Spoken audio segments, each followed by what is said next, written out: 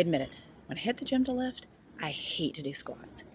If you lift, then you know squatting targets our biggest muscles, and this requires us to lift the most weight to fully challenge them. Honestly, I would find excuses to skip squats if I didn't remind myself these muscles are extremely functional. As we age, this becomes even more important because we're less likely to need the grab bars around our potties. Yes, squatting is incredibly functional for adults because lower body strength means we can easily get on and off the potty, in and out of bed, and in and out of our barca loungers. But for children, squatting is equally as functional and significant. But as always with children, there is more. Lower body control and strength power all the other strengths and skills that we see at Pivot to Play, the ones that we see as consistently weaker than they have been and weaker than they should be. Since children gain control of their lower body before their upper body, they need strong lower bodies, so then upper body strength can follow. Consider that children who run are strengthening their lower bodies as they hone the coordination that's required for success. The stronger their lower bodies, the more they can climb, and climbing requires the use of the upper body, thereby building strength and control in the arms and hands. A child who struggles to master running is less likely to tackle climbing and will therefore lack appropriate strength in their arms and hands and their core. Additionally, squatting increases deep pressure and proprioceptive input from both the squatting position and from weight bearing through the legs and hips.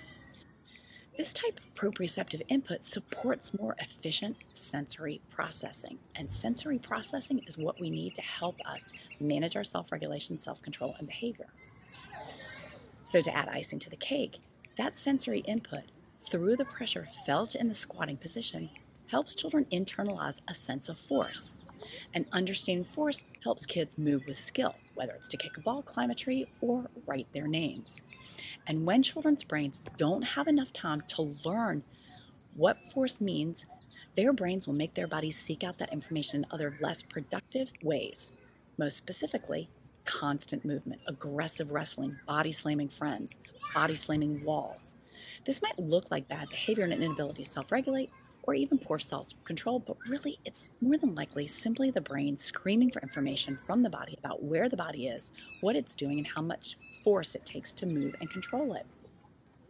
And on top of all that, moving in and out of the squatting position, so squatting to standing and vice versa, helps increase body awareness and proper balance via the weight shifting and the changing center of gravity. And as children move in and out of squatting, they develop improved head control while changing position.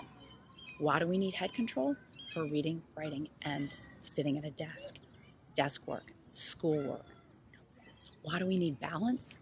We need balance in order to sit in a chair. It may seem weird to us as adults that children's brains have to think about balance in the foreground, but they do. In order to stay sitting in a chair and not fall out of it, they need balance and they need core strength, both gained from squatting to standing, squatting to standing.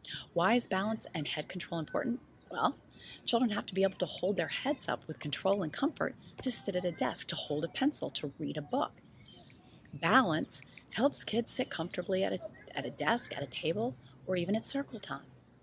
And this all might sound crazy, but today we are seeing more children who are lacking in the strengths and skills that they need in order to balance and gain core strength. They struggle to process proprioceptive input in an appropriate way. And those who can't sit still, who can't control their bodies and move constantly, are just seeking out that information that hasn't yet been received. They can't control their bodies, and they don't even know where their arms and legs end and begin.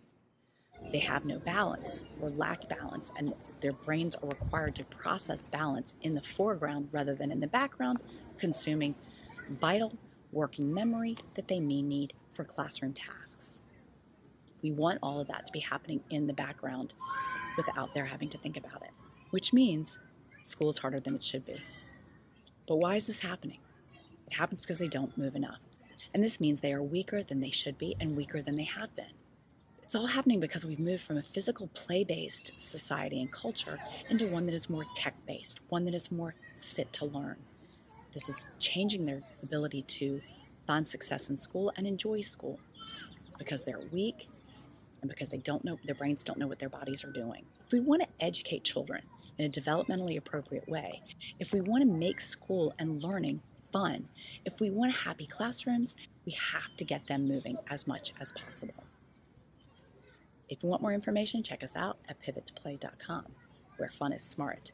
If you're interested in our curriculum and our certification, please also check us out there, because the more we get kids moving, the more we change this conversation, the more we're going to be able to improve our classroom scenario, our learning process, and their journey and experience with school.